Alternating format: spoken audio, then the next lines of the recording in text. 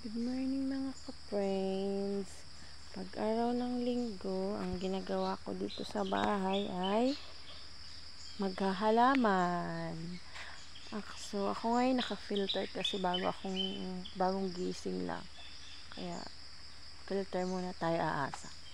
Ayun yung mga halaman ko, friends. So, yun lang libangan ko pag ako'y umuwi dito sa bahay tuwing linggo. So, mamaya, ang gaganda. Wow! Ang daming sibol.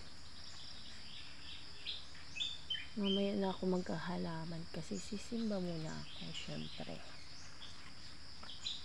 Magpapalaki kayo, ha? Yan ang libangan ko. Ang gaganda nila, di ba? Nakakawala sila ng stress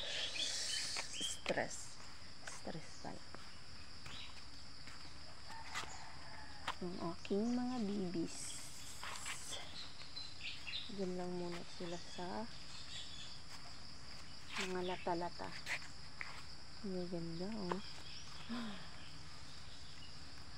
Pampagod vibes lang yan, mga friends. Ayan nga sila. So, yan lang ang libangan ko pag ako'y umuwi dito sa amin.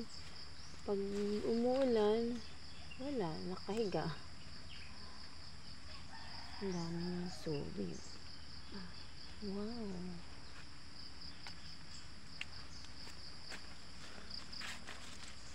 Ano ito? Mamaya, sisimba muna ako kasi hindi na ako nakasimba. Hindi ako nakasuklay, oh. So, mag-filter na lang. Ganda, oh. Magpalago naman kayo. Ayan. So, ang aking pinya ay aray ko, ang daming tinik. Lumalago na naman siya. Yun, yung iba kong halaman, pinabayaanan ko na kasi anong pagod na pag umuwi ako dito.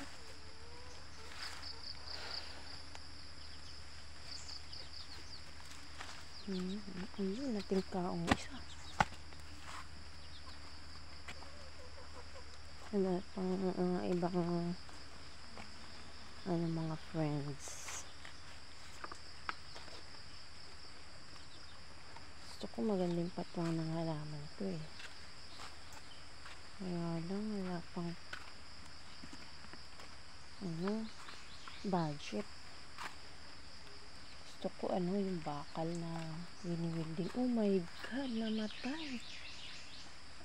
What happening to you?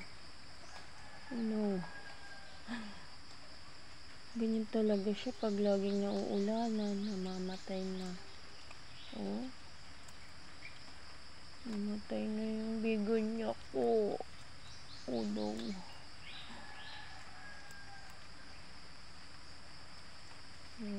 Kawawa naman. Paano kita ngayon lilipat? Mabubuhay pa kaya ito? Oh my God. Tutusok muna kita dyan. Mabuhay ka pa. Yun yung napabayaan ng halaman na sa lupa. Yun siya.